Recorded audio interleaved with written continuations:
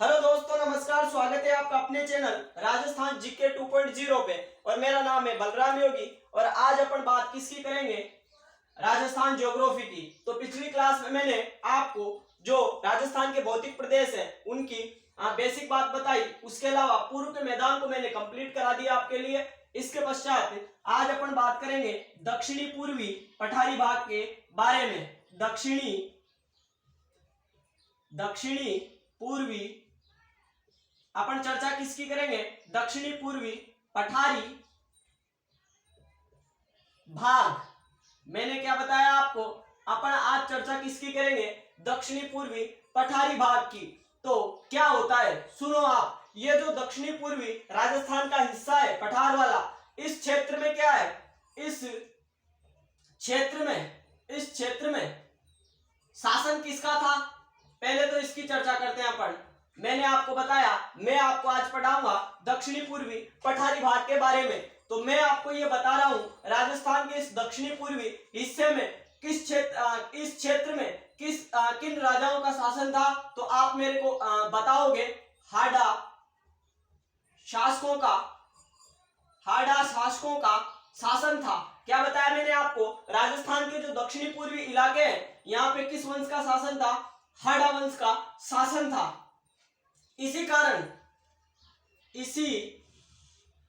कारण इसको क्या कहते हैं अपन? हाड़ौती पठार भी कहते हैं। हाड़ौती पठार भी कहते हैं। मैंने आपको बताया राजस्थान के दक्षिणी पूर्वी भाग में हाड़ा शासकों का शासन था, हाड़ा राजाओं का शासन था। इसी कारण ये जो दक्षिणी पूर्वी पठारी भाग है इसको हाड़ौती पठार भी कहा जाता है। और अगर इसमें शामिल क्षेत्रों की बात करें अपन, शामिल क्षेत्र, तो इसमें शामिल क्षेत्रों में आप मेरे को बता सकते हो कोटा, बूंदी, बारां। उसके अलावा अपन चर्चा करें झालावाड़ की। मैंने अभी तक आपको यह बताया राजस्थान का जो दक्षिणी पूर्वी पठारी भाग है, कहने का मतलब यह है राजस्थान के दक्षिणी पूर्वी इलाके पर कौन से वंश का शासन था? हाड़ा शासकों का शासन था। इसी कारण अपन इस दक्षिणी पूर्वी पठारी भाग को क्या कह सकते हैं? हाड़ौती पठार भी कह सकते हैं। और हाड़ौती पठार में शामिल अगर जिलों की बात करें या क्षेत्रों की बात करें तो कोटा, बूंदी, बारां और झालावाड़, साथ में इन चारों जिलों के जो आसपास के रीजन है वह भी किसमें शामिल है? हाड़ौती पठार में। अभी तक मैंने आपको यह बताया है। इसके आगे की चर्चा करते हैं। अगर आपसे कोई पूछे ये जो दक्षिणी पूर्वी पठारी भाग है, इसको मैं यहां से हटा देता हूं, आप इसको नोट आउट कर लेना। इस दक्षिणी पूर्वी पठारी भाग पर क्या है? हाड़ा राजाओं का शासन था। इसी कारण अपन इसको क्या कह सकते हैं? हाड़ौती पठार भी कह सकते हैं। और इस हाड़ौती पठार में कोटा, बूंदी, बारां और झालावाड़ जिले शामिल है। इसके आगे की चर्चा करते हैं। मैंने अभी तक आपको यह बताया दक्षिणी पूर्वी इलाकों में हाड़ा शासकों का शासन था, इसी कारण इसको हाड़ौती पठार भी बोला जा सकता है। और शामिल क्षेत्र बताए कोटा, बूंदी, बारां और झालावाड़। उसके अलावा बात करें अपन ये दक्षिणी पूर्वी पठारी भाग किसका है? अगर आपसे पूछे ये दक्षिणी पूर्वी पठारी भाग किसका है? भाग किसका है? तो आप बताना गोंडवाना लैंड का। गोंडवाना लैंड। मैंने क्या बताया आपको? ये भाग किसका है? ये दक्षिणी पूर्वी पठारी भाग गोंडवाना लैंड का एक भाग है। उसके अलावा अगर आपसे पूछे प्रत्यक्ष रूप से किसका भाग है? प्रत्यक्ष रूप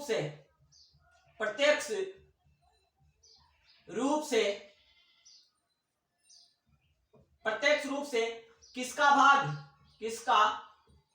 भाग? तो आपको क्या बताना है? मालवा का पठार।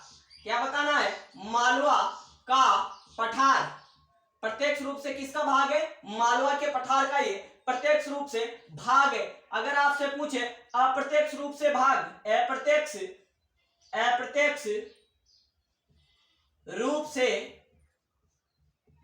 अप्रत्यक्ष रूप से अगर आपसे भाग पूछे तो आपको क्या बताना है? प्रायद्वीपीय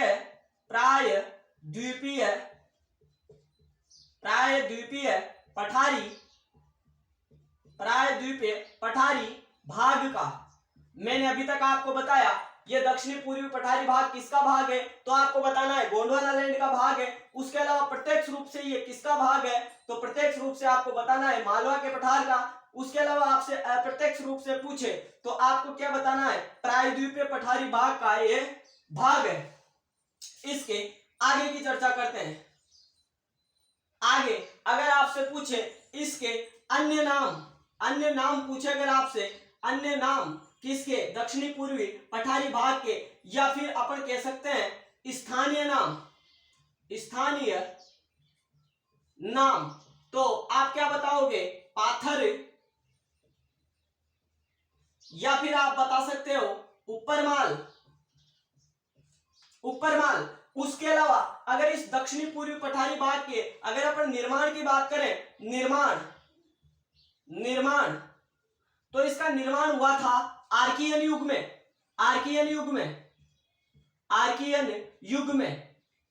निर्माण कब हुआ इसका, आर्कियन युग में। अब आपको पता है आर्कियन युग सबसे पुराना युग है।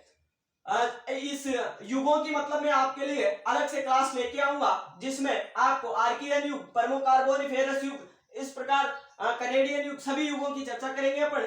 लेकिन अभी मैंने आपको बताया ये जो दक्षिणी पूर्वी पठारी भाग है इसका निर्माण किस युग में हुआ, तो आपको बताना है आर्कियन युग। और ये आर्कियन युग क्या है, सबसे पुराना युग है। तो अपन क्या कह सकते हैं, संसार का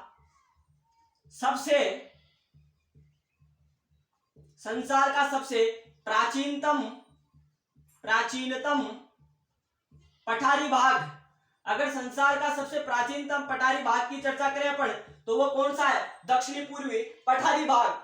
और अगर अपन बात करें ये जो दक्षिणी पूर्वी पठारी भाग है किसके मध्य स्थित है, अगर आपसे पूछे किसके मध्य स्थित है, अगर आपसे पूछे ये जो दक्षिणी पूर्वी पठारी भाग है ये किसके मध्य स्थित है, तो आप बताओगे क्या, अरावली, उसके साथ में अरावली व विंध्याचल पर्वतमाला, विंध्याचल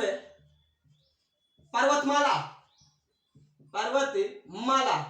तो ये बताया मैंने आपको दक्षिणी पूर्वी पठारी भाग के बारे में बेसिक जानकारी मैंने आपको पहले बताया। ये भाग किसका है, तो आपको क्या बताना है, गोंडवाना लैंड। उसके अलावा ये दक्षिणी पूर्वी पठारी भाग प्रत्यक्ष रूप से मालवा के पठार का भाग है, और अप्रत्यक्ष रूप से आपसे पूछे तो आपको बताना है प्रायद्वीपीय पठारी भाग का ये भाग है।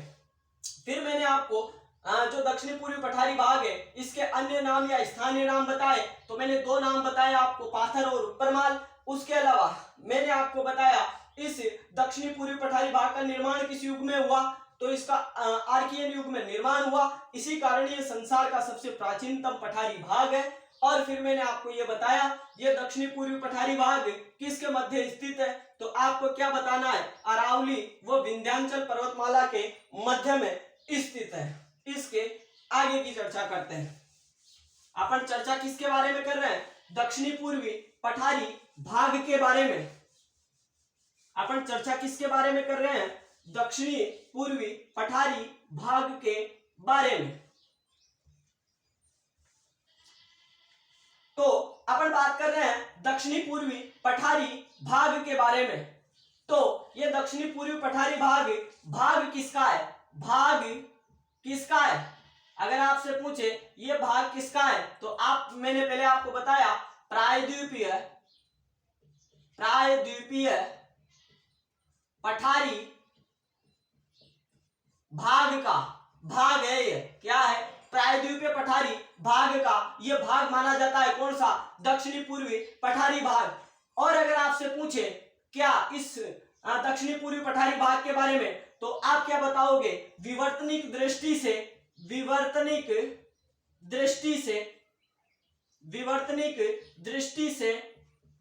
शांत क्षेत्र, कहने का मतलब यह है, मेरा ओवरऑल कहने का मतलब यह है, विवर्तनिक दृष्टि से शांत क्षेत्र। इसका अर्थ क्या है, भूकंप एंड ज्वालामुखी की क्रिया यहाँ पे नहीं होती है। भूकंप तथा ज्वालामुखी क्या बताया मैंने आपको, भूकंप तथा ज्वालामुखी की क्रिया यहाँ पर नहीं होती है, यहाँ पर नहीं होती है, होती है। क्या बताया मैंने आपको, विवर्तनिक दृष्टि से यह एक शांत क्षेत्र माना जाता है और यहाँ पे भूकंप तथा ज्वालामुखी की क्रिया नहीं होती है। उसके अलावा इसमें कुछ अपवाद है। अपवाद की बात करें अपन, अपवाद क्या है, अपवाद है कोयना, कोयना। उसके अलावा अपन बता सकते हैं लातूर, लातूर। ये दोनों अपवाद है क्योंकि यहाँ पे जो प्राकृतिक जलाशय हैं, प्राकृतिक जलाशयों का निर्माण, प्राकृतिक जलाशयों का निर्माण किससे हुआ है, भूकंप से हुआ है। क्या बताया मैंने आपको, भूकंप से हुआ है, भूकंप से हुआ है। तो ये बताया मैंने आपको दक्षिणी पूर्वी पठारी भाग के बारे में। भाग किसका है, प्रायद्वीपीय पठारी भाग का आपको ये भाग बताना है और ये विवर्तनिक दृष्टि से एक शांत क्षेत्र माना जाता है क्योंकि यहाँ पे भूकंप तथा ज्वालामुखी की क्रिया बिल्कुल नहीं होती है। उसके अलावा दो अपवाद हैं इसके, एक तो है कोयना और दूसरा है लातूर, क्योंकि इन दोनों स्थानों पे जो प्राकृतिक जलाशय है, पोखर है, तालाब है, उनका निर्माण किसके कारण हुआ है, तो आपको बताना है भूकंप के कारण हुआ है। ये इसमें क्या है, अपवाद। इसके आगे की चर्चा करते हैं। मैंने आपको बताया ये भाग किसका है, उसके अलावा ये विवर्तनिक दृष्टि से शांत क्षेत्र भी है और यहाँ पे भूकंप तथा ज्वालामुखी की क्रिया नहीं होती है। और अपवाद बताए मैंने आपको कोयना और लातूर। इसके आगे की चर्चा करते हैं और आगे बात करेंगे अपन उसी दक्षिणी पूर्वी पठारी भाग के बारे में। दक्षिणी पूर्वी पठारी दक्षिणी पूर्वी पठारी भाग के बारे में मैंने आपको ये बेसिक जानकारी बताई। इसके पश्चात अपन पढ़ किसको रहे हैं, दक्षिणी पूर्वी पठारी भाग को। पहले मैंने आपको बताया प्रायद्वीपीय पठारी भाग का भाग है, विवर्तनिक दृष्टि से शांत है। उसके अलावा भूकंप भूकंप तथा ज्वालामुखी की क्रिया यहाँ पे बिल्कुल नहीं होती है। उसके अलावा मैंने आपको बताया अपवाद बताया कोयना और लातूर, और आपको यह भी बताया गोंडवाना लैंड का भाग है, प्रत्यक्ष रूप से आप मालवा का पठार, अप्रत्यक्ष रूप से प्रायद्वीपीय पठारी भाग का हिस्सा बता सकते हो। और बात करें अपन कौन सी पर्वतमाला के मध्य में स्थित है, तो आप बता सकते हो अरावली तथा विंध्याचल पर्वतमाला के मध्य में स्थित है। उसके अलावा मैंने आपको बताया यहाँ पे हाड़ा शासकों का शासन था, इसी कारण इस दक्षिणी पूर्वी पठार को अपन हाड़ौती पठार भी कह सकते हैं। अन्य नाम बताए मैंने आपको पाथर और ऊपरमाल, और बात बताई मैंने आपको का इसका निर्माण है आर्कियन युग या फिर अपन उसी को चरणीयन युग भी कह सकते हैं। तो ये संसार का सबसे प्राचीनतम पठारी भाग है। यहाँ तक की बात मैंने आपको बता दी। इसके आगे की चर्चा करते हैं। तो दक्षिणी पूर्वी पठारी भाग का बनावट की दृष्टि से, बनावट या कह सकते हैं अपन संरचना की दृष्टि से, बनावट या संरचना की दृष्टि से वर्गीकरण मैंने आपको क्या बताया, वर्गीकरण बताया आपको। संरचना या बनावट की दृष्टि से इस दक्षिणी पूर्वी पठारी भाग को कितने भागों में डिवाइड किया गया है, तो आप क्या बताओगे, 5 भागों में इसको डिवाइड किया गया है। 5 भागों में इसको डिवाइड किया गया है संरचना या फिर बनावट की दृष्टि से। तो अपन एक एक भाग की चर्चा करेंगे। मैंने आपको बताया संरचना या बनावट की दृष्टि से इसको 5 भागों में बांटा गया है। अपन बात करेंगे पहले भाग की। तो पहला भाग मैं आपको बताता हूं, पर्वतीय प्रदेश। पहला भाग बताया मैंने आपको पर्वतीय प्रदेश, और इस पर्वतीय प्रदेश को क्या किया गया, 2 भागों में फिर पुनः वापस डिवाइड किया गया। पुनः मतलब 2 भागों में पुनः इसको डिवाइड किया गया। एक बता सकता हूं मैं मुकुंदरा पहाड़ी, और दूसरा बता सकता हूं मैं आपको अर्धचंद्राकार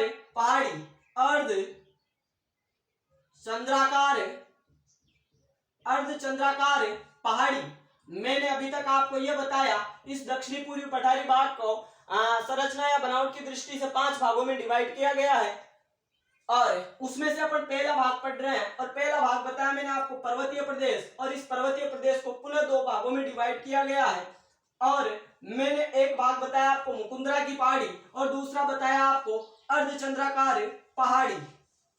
इसकी चर्चा करते हैं अपन। तो मुकुंदरा पहाड़ी के अगर विस्तार की बात पूछे आपसे, कहिए मुकुंदरा पहाड़ी का विस्तार कौन से जिले में है, तो आपको क्या बताना है, कोटा। और अगर आपसे इस अर्धचंद्राकार पहाड़ी के विस्तार की बात पूछे तो आपको क्या बताना है, बूंदी। उसके अलावा अपन बात करें इस मुकुंदरा पहाड़ी की सबसे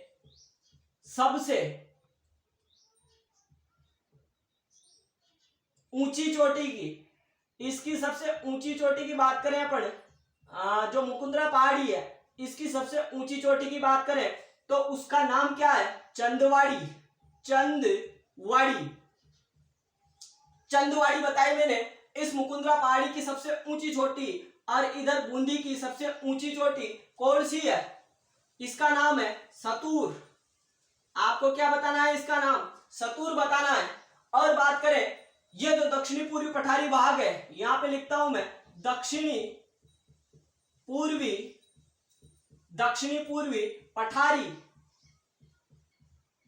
भाग की सबसे ऊंची चोटी मैंने आपको बताया ये जो मुकुंदरा की पहाड़ी, इसका विस्तार कोटा में बताया, सबसे ऊंची चोटी बताया आपको चंदवाड़ी। और ये चंदवाड़ी क्या है, इस दक्षिणी पूर्वी पठारी भाग की सबसे ऊंची चोटी है। और इधर बात करें अपन इस सतूर की, तो दक्षिणी पूर्वी पठारी भाग की दूसरी सबसे ऊंची चोटी। तो ये दो बातें बताई मैंने आपको। पर्वतीय बनावट या संरचना की दृष्टि से अपन ने इसका दक्षिणी पूर्वी पठारी भाग का 5 भागों में वर्गीकरण किया। पहला भाग बताया मैंने आपको पर्वतीय प्रदेश, इसको पुनः 2 भागों में डिवाइड किया मैंने। एक बताया मुकुंदरा पहाड़ी, दूसरी बताई अर्धचंद्राकार पहाड़ी। मुकुंदरा पहाड़ी का विस्तार कोटा में है और इस अर्धचंद्राकार का बूंदी में है। सबसे ऊंची चोटी है मुकुंदरा की चंदवाड़ी, और इधर की सबसे ऊंची चोटी है बूंदी की सतूर। और दक्षिणी पूर्वी पठारी भाग की अगर आपसे सबसे ऊंची चोटी पूछे तो आपको क्या बताना है, चंदवाड़ी। और सेकंड ऊंची चोटी के बारे में अगर आपसे क्वेश्चन पूछा जाता है तो आपको क्या बताना है, सतूर। तो ये बताया मैंने आपको संरचना बनावट की दृष्टि से पहला वर्गीकरण, आप इसको नोट आउट कर सकते हो। इसके पश्चात अपन अगला जो दूसरे नंबर पे इसका बनावट की दृष्टि से वर्गीकरण है उसकी चर्चा करते हैं। और दूसरा क्या आता है अपने पास, नदी निर्मित मैदान।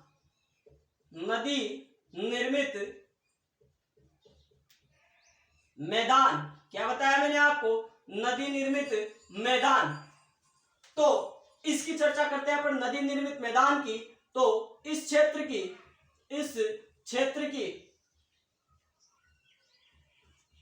मुख्य नदी चंबल तथा इसकी सहायक नदियां हैं। मैंने आपको बताया, क्या बताया, इस नदी निर्मित मैदान की महत्वपूर्ण नदी चंबल तथा इसकी सहायक नदियां हैं। इसके आगे की चर्चा करते हैं। और होता क्या है, यह नदी, कौन सी नदी, यह नदी मतलब चंबल नदी, यह नदी अपने अवसाद के जमाव से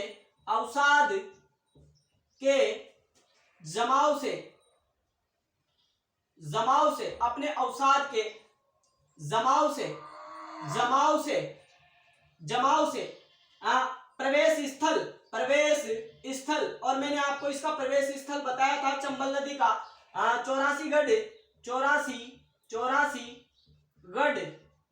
84गढ़ आपको पता है चित्तौड़गढ़ में पड़ता है। यह नदी अपने अवसाद के जमाव से प्रवेश स्थल 84गढ़ से आउट स्थल का मतलब यह राजस्थान से बाहर होती है। आउट स्थल धौलपुर तक धौलपुर तक अनेक आउट स्थल धौलपुर तक अनेक स्थलाकृतियों का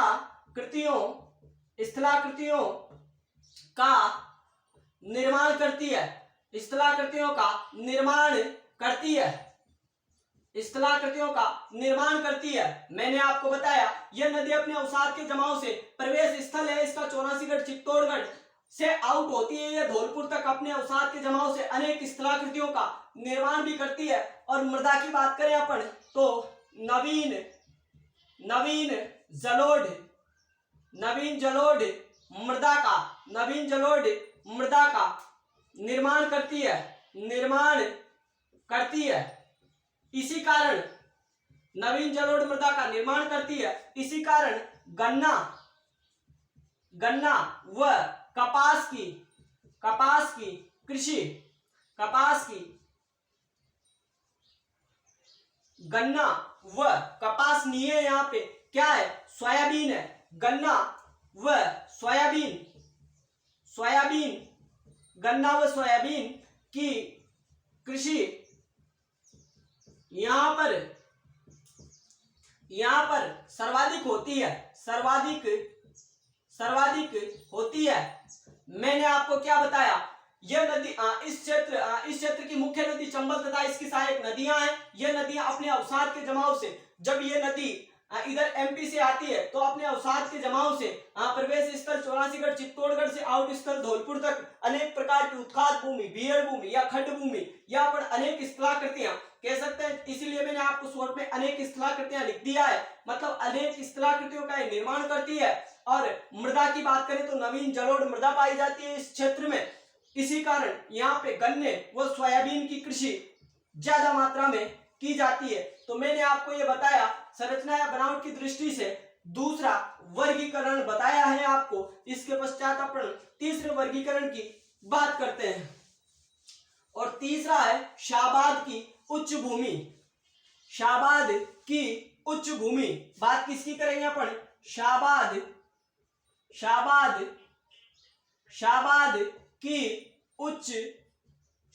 की उच्च भूमि। और शाबाद की उच्च भूमि अगर आपसे पूछे कहाँ पर है तो आपको क्या बताना है, 12। शाबाद की उच्च भूमि कहाँ पे है, 12 में।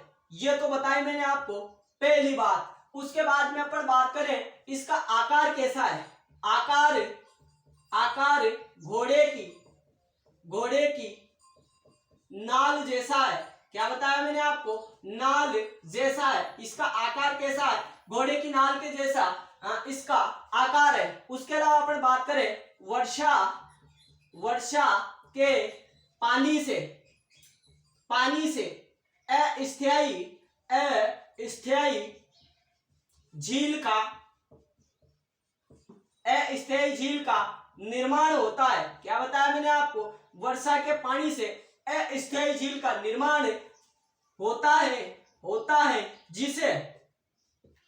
जिसे पर्वन कहते हैं। यह बात आप याद रखना, पर्वन कहते हैं। पर्वन का नाम आते ही आप आंसर क्या करोगे, 12 कहते हैं। मैंने आपको बताया यह शाबाद की उच्च भूमि 12 जिले में स्थित है और आकार इसका घोड़े की नाल के जैसा है और वर्षा के पानी से अस्थायी झील का निर्माण होता है। यहाँ पे उसको अपन क्या कहते हैं, पर्वन कहते हैं। इसके बाद में अपन पढ़ेंगे जो चौथा वर्गीकरण है, ये तीसरा वाला था। अपन अब चौथे की बात करेंगे और चौथे का नाम है डग गंगाधर प्रदेश। चौथा क्या है, डग गंगाधर